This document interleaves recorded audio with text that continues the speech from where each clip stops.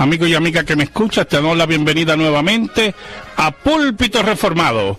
Te habla el reverendo Carlos Cruz Moya y te invitamos a que te quedes con nosotros en la próxima hora para que escuches palabra de Dios, la palabra que no se equivoca, la palabra que no vuelve atrás vacía, esa palabra que como espada de dos filos penetra hasta lo más profundo del corazón del hombre y la mujer. Me acompaña el diácono Ángel Carrasquillo. Buenas noches, hermanos, y que el Señor les continúe bendiciendo. Y un servidor, el reverendo Carlos Cruz Moya. Y buscamos Primera de Corintios, capítulo 10, versículo 31. Primera de Corintios, capítulo 10, versículo 31, para discutir el tema: ¿puede la Iglesia de Cristo crear días festivos como la Navidad? Dice así la palabra del Señor: si pues coméis o bebéis o hacéis otra cosa, hacedlo todo para la gloria de Dios. Amén. Preguntamos de nuevo: ¿puede la Iglesia de Cristo crear días festivos como la Navidad? Es importante, hermanos, que veamos que en el Antiguo Testamento existían 7 fiestas sagradas que tuvieron su cumplimiento profético, ¿verdad?, en el Nuevo Testamento. Esas fiestas sagradas fueron establecidas por Dios en la ley y eran seguidas por el pueblo de Israel. Podemos ir nombrándolas y ver parte integral de lo que incluía esas fiestas. La primera que nos interesa mencionar es la Pascua, ¿verdad? La Pascua, que se encuentra en Levítico 23, versículos del 4 al 8, y Éxodo 21, del 1 al 7. La Pascua, en la cual la palabra Pascua, pasá, en hebreo, significa pasar por alto, y hacía referencia al momento en que el ángel de la muerte pasó por alto las casas de los hebreos, que marcaron sus puertas con la sangre de un cordero, evitando la muerte de los primogénitos cuando estaban en Egipto. Representa la salvación y la liberación por medio de la sangre del cordero. Está también la fiesta de los panes sin levadura, que se encuentra en Éxodo 12, versículos del 15 al 20. Regularmente se celebra el día 15 del mes de Nisán, prácticamente un día después de la Pascua. Y en ella el significado es estar una semana comiendo panes sin levadura, recordando cómo Dios sacó rápidamente a los israelitas de Egipto, y también representa limpiarse del pecado y la levadura de la pecaminosidad. Está también la fiesta de las primicias, la tercera fiesta, que la tenemos en Levítico 23 del 7 al 14. Se celebra el 16 del mes de Nisán, el mes hebreo, y su significado son los primeros frutos, las primicias que se presentan en ofrenda a Dios durante las fiestas, ¿verdad? Donde esta fiesta que se llama la fiesta de las primicias. También tenemos la fiesta de la semana, que todos conocemos, que es la fiesta de Pentecostés, que la tenemos en Deuteronomio 16, del 9 al 12, y se celebra 50 días después de la Pascua, y se conmemora el día en que Dios le dio la ley a Moisés y el nacimiento de la iglesia al llegar el Espíritu Santo. También está la fiesta de las trompetas, que es el nuevo año judío, en Levítico 23, del 23 al 25, ¿verdad? Su significado es un poco más complicado, pero que lo que queremos ver, ¿verdad?, que veamos esta fiesta que Dios instituye y que nos habla de la intervención de Dios en la historia. También tenemos el día de la expiación, o el Yom Kippur, ¿verdad? En Levítico 16, del 29 al 32, se celebra 10 días después de la fiesta de las trompetas, y es el día más sagrado de los judíos. Yom Kippur se traduce como expiación o cubrir el pecado. También tenemos la fiesta de los tabernáculos, que se encuentra en Levítico 23, del 33 al 43, y conmemora los 40 años de la travesía de Israel en el desierto. La celebración dura 7 días y el pueblo hebreo debe construir chozas con ramas, etcétera, etcétera. Todas esas 7 fiestas, hermanos, las establece Dios.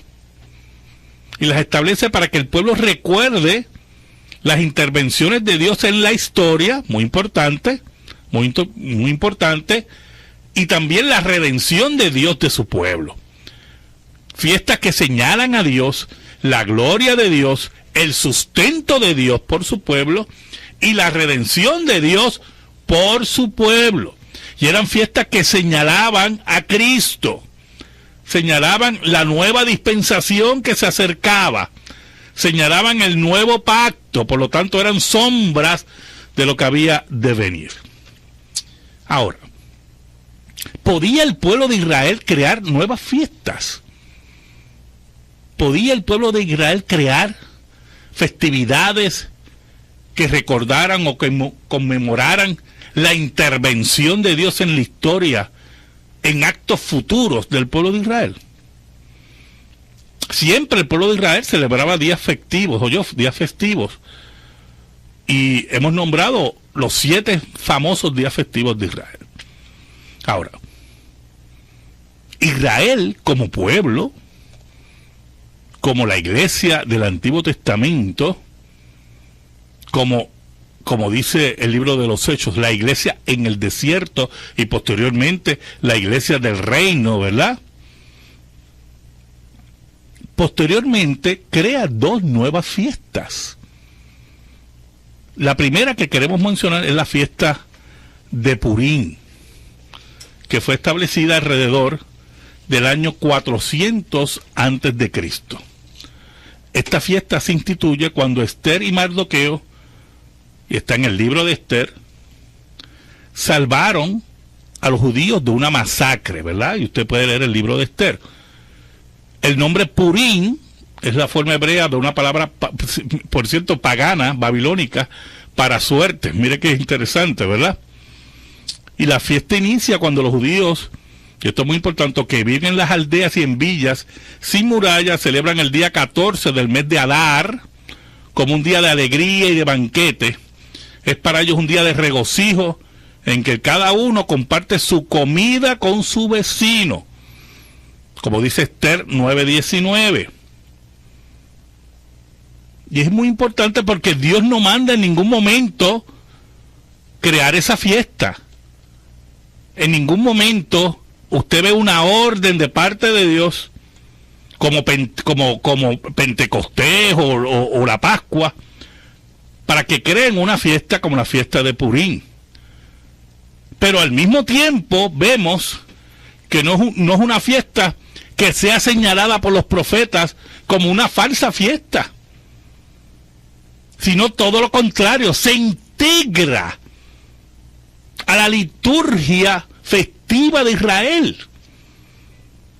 Porque en esa fiesta Israel recuerda la intervención de Dios para salvarlos del exterminio por medio de Esther y Mardoqueo. Y no sé si me están entendiendo, porque es interesante ver, si usted lee todo el libro de Esther, usted va a notar en todo el libro de Esther que en ningún momento Dios es mencionado. En ningún momento Dios es mencionado. Pero la fiesta se celebra con el significado de que Dios interviene para salvar a Israel. Y es parte integral de la cultura y de la liturgia de adoración y de festividad sagrada de Israel. Por lo tanto, tenemos el primer ejemplo de cómo Israel crea una fiesta en honor a Dios para conmemorar la salvación de Dios por su pueblo. Tenemos una segunda fiesta. Los judíos inventaron el día festivo que estamos celebrando, o sea, que ellos están celebrando ahora, la Hanukkah, o Hanukkah dicen otros, pero la verdad que el acento está en la última sílaba, la Hanukkah, que se celebra en esta época de invierno, de diciembre. Y en eso los judíos Cada diciembre celebran la Hanukkah porque quieren recordar cómo los macabeos rededicaron el templo de Jerusalén en el año 165 antes de Cristo. El templo, cumpliendo la profecía de Daniel, y el lugar santísimo, cumpliendo la profecía de Daniel, había sido profanado por Antíoco Epífanes IV. Y los macabeos, judíos de la familia de los macabeos, conjuntamente con un sinnúmero de judíos, combatieron esa invasión, vencieron y rededicaron el templo de Jerusalén. Y se crea una nueva fiesta, que es la Hanukkah, después que había sido capturado y profanado por el rey sirio, como le había dicho a ustedes. También es conocida esta fiesta como la fiesta de la dedicación. Por lo tanto, hay una segunda fiesta que, mire, esa fiesta es muy importante dentro de la tradición judía, dentro de la tradición litúrgica judía, dentro de la tradición festiva judía, y es una segunda fiesta que se está celebrando ahora, o sea, que está efectuando ahora en el pueblo judío, que es creada por el pueblo judío para hablar de las intervenciones de Dios en la historia y cómo libra a Israel de su exterminio. Y aquí entramos, hermanos, en algo muy importante, que es la discusión que tenemos en esta noche. Y la pregunta es, si Israel tenía la autoridad como pueblo de Dios, de crear nuevas fiestas para Dios, conmemorando la intervención de Dios en la historia, si Israel tenía esa autoridad como el pueblo de Dios, ¿por qué la iglesia no la tiene? ¿Quién le quitó esa autoridad a la iglesia? Si la iglesia es el nuevo Israel. Si la iglesia es aquella que de dos pueblos, dice la Biblia, hizo uno, de gentiles y judíos, hizo un nuevo pueblo, y yo quiero que me acompañen los hermanos que me están escuchando a Primera de Pedro, capítulo 2, versículo 9, y mire cómo Pedro describe a la iglesia. Primera de Pedro, capítulo 2, versículo 9. Y vamos a leer el 10 también. Primera de Pedro 2, versículo 9 y versículo 10. Mire cómo dice: mas vosotros sois linaje escogido, real sacerdocio, nación santa, pueblo adquirido por Dios, para que anunciéis las virtudes de aquel que os llamó de las tinieblas a la luz admirable. Vosotros que en otro tiempo no erais pueblo, pero que ahora sois pueblo de Dios, que en otro tiempo no habéis alcanzado misericordia, pero ahora habéis alcanzado misericordia. Entonces nosotros estamos ante la realidad de que la iglesia, que es el nuevo Israel, el Israel de Dios, como dice Pablo en Gálatas, que tiene todas las características, una nación santa, linaje escogido, y si usted es buen estudiante de las Escrituras, esas palabras de Pedro le van a recordar palabras del Antiguo Testamento cuando se dirigían a Israel. Entonces, ¿tiene la iglesia la misma autoridad que Israel? ¿En qué momento en el Antiguo Testamento Dios le dio permiso a Israel a crear nuevas fiestas? ¿O Israel entendía como pueblo de Dios que nuevas fiestas podían ser creadas para señalar y para recordar eventos de Dios en la historia a favor de su pueblo? Hay algo muy interesante que quiero que me acompañen a Juan, el Evangelio según San Juan, capítulo 10, versículos del 22 al 23. Juan 10 del 22 al 23. Mire cómo dice Juan 10 del 22 al 23. Celebrarse en Jerusalén la fiesta de la dedicación, era invierno. La fiesta de dedicación es esa fiesta que acabamos de mencionar, ¿verdad? Esa fiesta de la dedicación, la Hanukkah, es lo mismo. y se celebraba en Jerusalén en el tiempo de Cristo. Por lo tanto, la gente iba al templo, escuche bien, para celebrar la Hanukkah. Y mire cómo dice el versículo 23. Y Jesús andaba en el templo por el pórtico de Salomón. Jesús estaba integrado a la fiesta de la dedicación, como se integraba a las otras fiestas. Y la pregunta es, si la fiesta era un atrevimiento de Israel, desde el punto de vista de adoración y desde el punto de vista de la liturgia festiva de Israel, ¿por qué Cristo no la condena? Todo lo contrario, Cristo se integra a la fiesta. Eso es muy importante, hermano, porque eso significa que el pueblo, como pueblo de Dios, como aquellos herederos de Abraham, podían crear fiestas, y por lo tanto la iglesia, como comunidad de fe y como comunidad que recoge la promesa y el cumplimiento, de las cuales las puertas del infierno no prevalecen contra ella, decide en su historia, en su vida como iglesia, crear festividades para recordar, escuche bien, la intervención de Dios en la historia. Por eso existe la Navidad, por eso existe la Epifanía como fiesta eclesiástica, por eso existe la Semana Santa o Semana Mayor, como usted le quiera llamar. Porque la iglesia, mire lo que está, yo no estoy hablando del día del pastor o el cumpleaños de aquel, no son esas cosas, esos inventos, no estamos hablando. Estamos hablando que a base de lo que dice la Biblia, de que son las festividades, se crean recordando la intervención de Dios en la historia. Nosotros los reformados hasta incluimos una nueva fiesta que es el Día de la Reforma. El Día de la Reforma como una festividad en la cual recordamos la intervención de Dios en la historia en el siglo XVI. En ese sentido, hermanos, cuando hablamos de la Navidad, cuando hablamos de Epifanía, cuando hablamos de la Semana Santa, en el caso de los reformados del Día de la Reforma,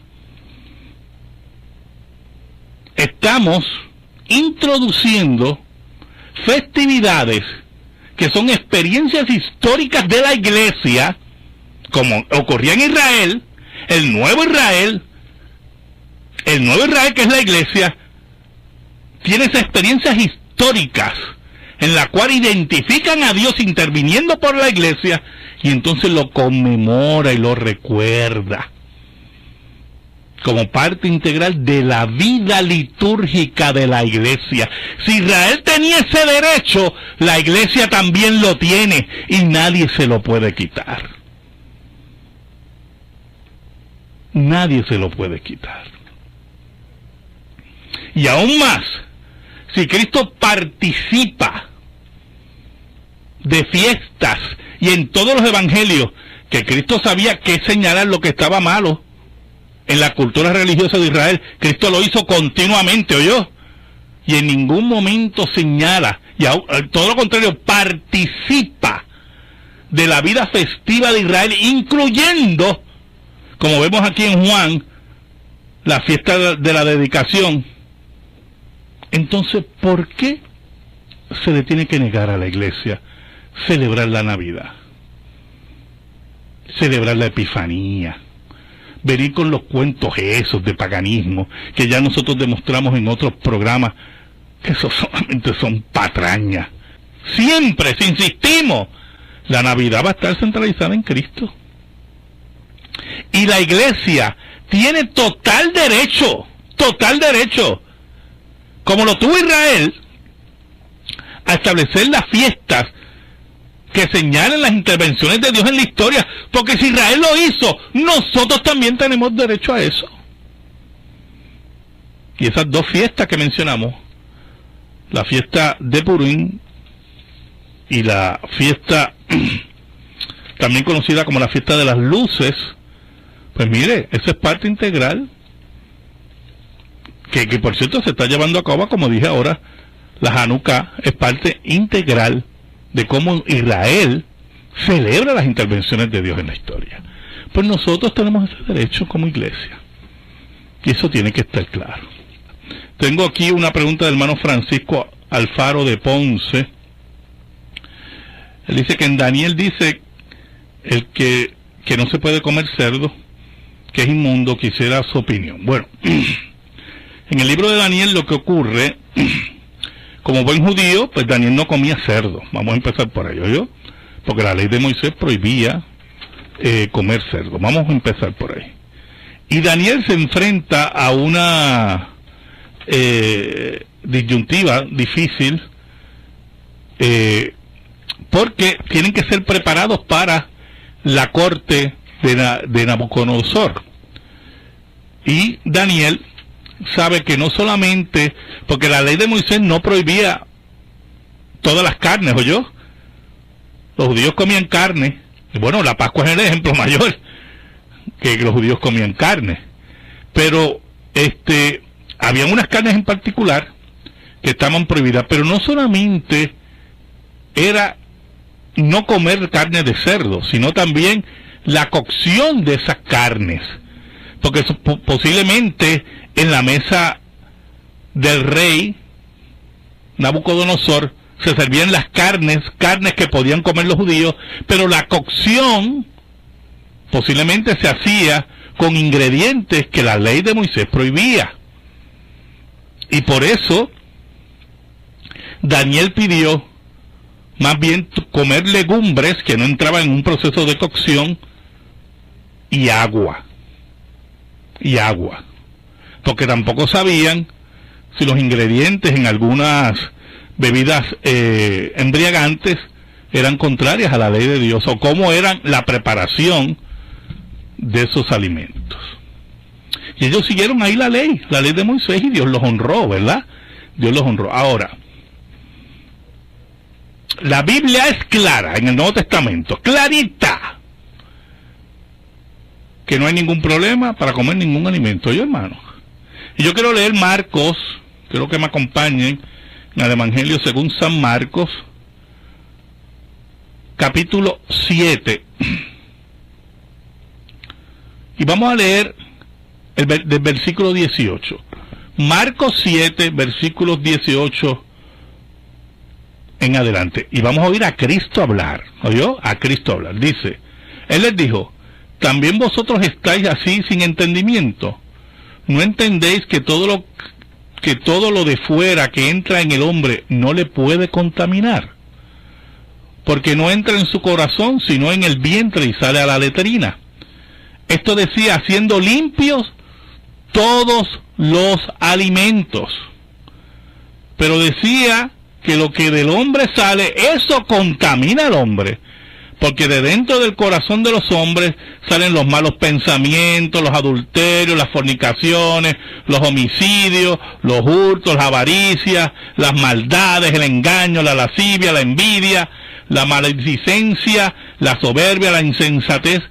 Todas estas maldades de dentro salen y contaminan al hombre. Por lo tanto, Marcos nos dice que con este pequeño discurso de Cristo hizo limpio todos los alimentos. Y que los alimentos nada tienen que ver con nuestra vida espiritual, ¿oyó? Y con nuestra salvación. Muy diferente a Daniel, que vivía bajo la ley de Moisés desde el punto de vista alimenticio. Desde ese punto de vista, como hemos visto en el Antiguo Testamento, que Israel creó días festivos conmemorando la intervención de Dios en la historia, y días festivos que de gran regocijo, porque mire, la fiesta de Purim, por ejemplo, es una fiesta que la gente se regocija, los judíos ortodoxos se regocijan, y invitan a los amigos, es como si fuera una Navidad, mire, y invitan a los amigos a su casa y todo, una fiesta de gran alegría y conmemoración, y fue creada en ese sentido, ¿verdad? Y eso tiene que estar claro. Ahora, la iglesia de Cristo hace lo mismo, hermanos. La iglesia de Cristo identifica cómo Dios interviene en la historia, como la Navidad, que es la encarnación de Dios. La encarnación de Dios, escuche bien, la intervención de Dios en la historia, Dios hecho hombre, el gran misterio de la encarnación, y la iglesia lo conmemora. La Epifanía, que es la visita de los magos desde el punto de vista de la iglesia occidental, ¿verdad? La Epifanía, la visita de los magos, es la manifestación de Dios a los gentiles. La Semana Santa, donde recordamos las últimas horas de Cristo y la redención de Dios y la tumba vacía, que es lo que marca el día de adoración para el cristiano, que es el domingo. Los reformados, que hablamos del día de la Reforma. Y así sucesivamente. Y cada comunidad de fe, escuche bien, cada comunidad de fe responderá a eso, pero desde el punto de vista universal, hay unas fiestas que nosotros hemos indicado como aquellas que en las cuales, como dice la historia, hablamos de cómo Dios cuida a su pueblo. Y vuelvo a reiterar, hermano, si Israel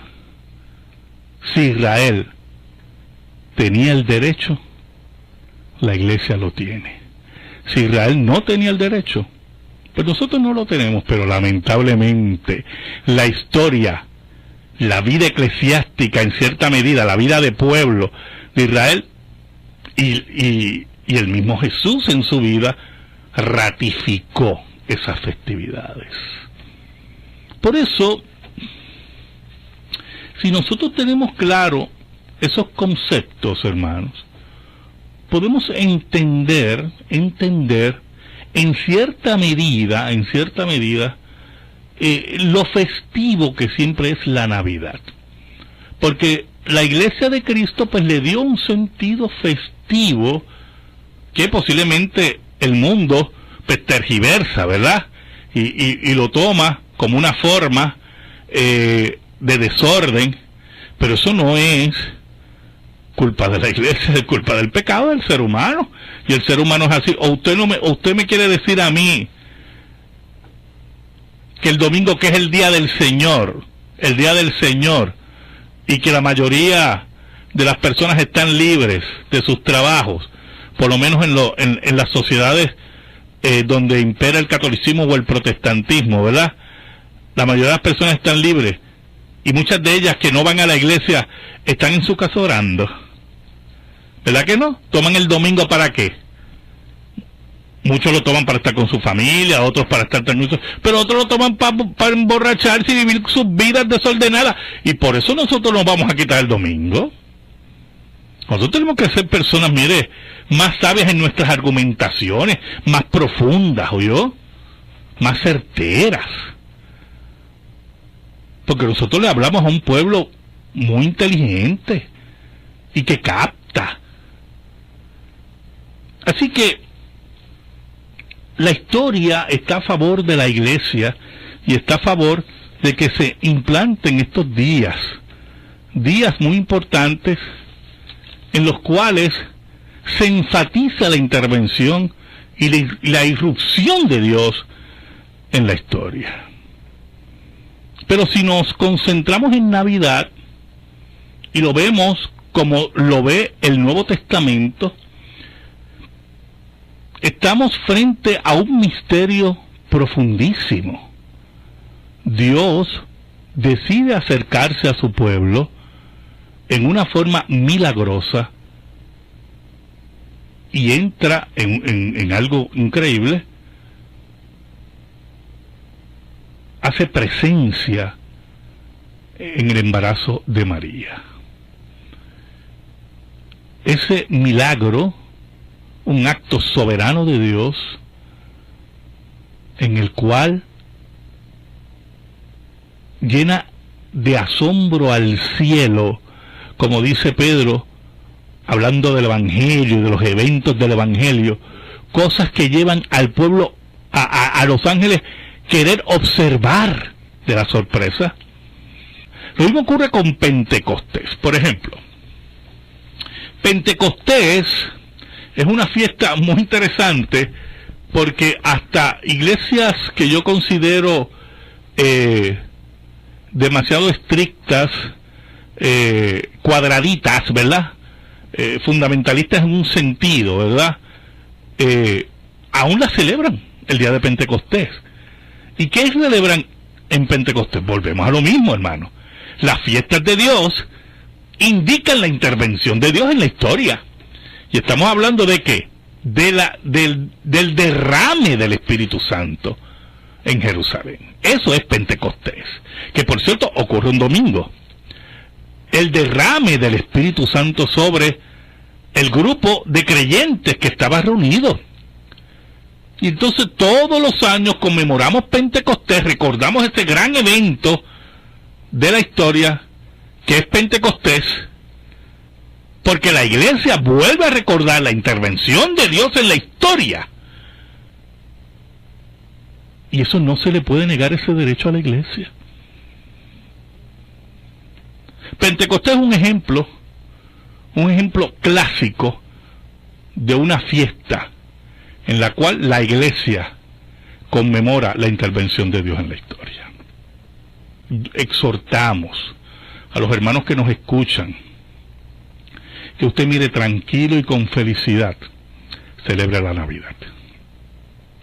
Llame a su familia, hable de Cristo, hable del Dios encarnado, el Dios que se hizo hombre para salvar a los suyos.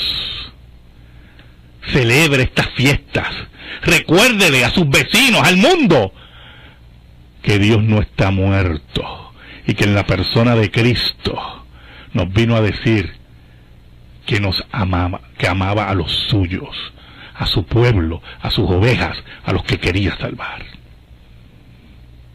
Porque ese es el derecho de la iglesia, establecido por Dios desde el Antiguo Testamento. Amigo y amiga que me escucha, muchísimas gracias. Y le pido al Señor que bendiga tu vida, bendiga tu hogar, bendiga a tus hijos, y que la paz de Cristo, que sobrepuja todo entendimiento, esté sobre ti y los tuyos. Dios te bendiga ricamente. Crear días festivos como la Navidad. Dice así la palabra del Señor: si pues coméis o bebéis o hacéis otra cosa, hacedlo todo para la gloria de Dios. Amén. Preguntamos de nuevo: ¿puede la Iglesia de Cristo crear días festivos como la Navidad? Es importante, hermanos, que veamos que en el Antiguo Testamento existían 7 fiestas sagradas que tuvieron su cumplimiento profético, ¿verdad?, en el Nuevo Testamento. Esas fiestas sagradas fueron establecidas por Dios en la ley y eran seguidas por el pueblo de Israel. Podemos ir nombrándolas y ver parte integral de lo que incluía esas fiestas. La primera que nos interesa mencionar es la Pascua, ¿verdad? La Pascua, que se encuentra en Levítico 23, versículos del 4 al 8, y Éxodo 21, del 1 al 7. La Pascua, en la cual la palabra Pascua, pasá, en hebreo, significa pasar por alto, y hacía referencia al momento en que el ángel de la muerte pasó por alto las casas de los hebreos y la levadura de la pecaminosidad. Está también la fiesta de las primicias, la tercera fiesta, que la tenemos en Levítico 23 del 7 al 14. Se celebra el 16 del mes de Nisan, el mes hebreo, y su significado son los primeros frutos, las primicias que se presentan en ofrenda a Dios durante las fiestas, ¿verdad? Donde esta fiesta que se llama la fiesta de las primicias. También tenemos la fiesta de la semana, que todos conocemos, que es la fiesta de Pentecostés, que la tenemos en Deuteronomio 16 del 9 al 2, que marcaron sus puertas con la sangre de un cordero, evitando la muerte de los primogénitos cuando estaban en Egipto. Representa la salvación y la liberación por medio de la sangre del cordero.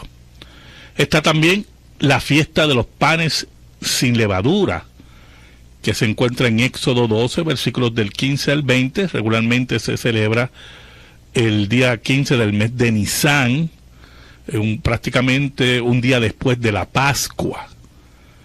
Y en ella el significado es estar una semana comiendo panes sin levadura, recordando cómo Dios sacó rápidamente a los israelitas de Egipto, y también representa limpiarse del pecado y la... Amigo y amiga que me escuchas, te damos la bienvenida nuevamente a Púlpito Reformado. Te habla el reverendo Carlos Cruz Moya y te invitamos a que te quedes con nosotros en la próxima hora para que escuches palabra de Dios, la palabra que no se equivoca, la palabra que no vuelve atrás vacía, esa palabra que como espada de dos filos penetra hasta lo más profundo del corazón del hombre y la mujer. Me acompaña el diácono Ángel Carrasquillo. Buenas noches, hermanos, y que el Señor les continúe bendiciendo. Y un servidor, el reverendo Carlos Cruz Moya. Y buscamos Primera de Corintios, capítulo 10, versículo 31. Primera de Corintios, capítulo 10, versículo 31, para discutir el tema: ¿puede la iglesia de Cristo